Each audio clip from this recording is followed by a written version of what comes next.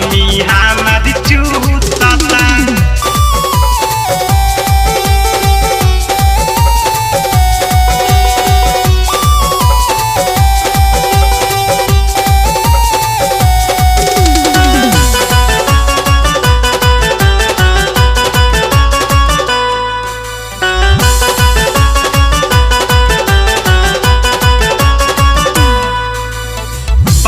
चढ़ली जवानी करता रोज मन मानी गोदी में हमके उठा दे निक लागेला ई नदानी निक लागेला ई नदानी निक लागेला ई नदानी बाटे हो चढ़ली जवानी करता रोज मन मानी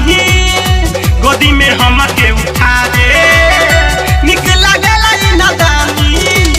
रोजो 8 बजे सुनाए सखी दियावा हमारी पूछता रोजो 8 बजे सुनाए सखी दियावा हमारी पूछता राती के घर में घुसता मौसमी हमारी चूसता राती के घर में घुसता मौसमी हमारी चूसता।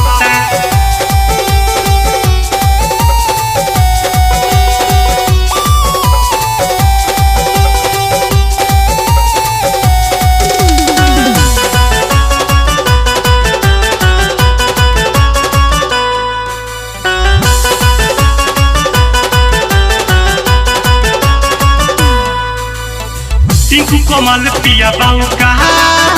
मारे न तेजिया पचौका सोनू सावरिया देवरा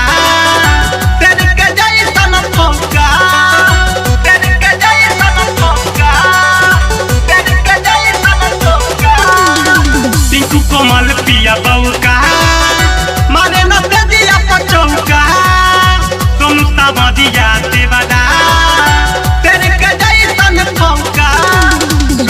करन चित्ररंजन जय नदी हाल कहबा पूछता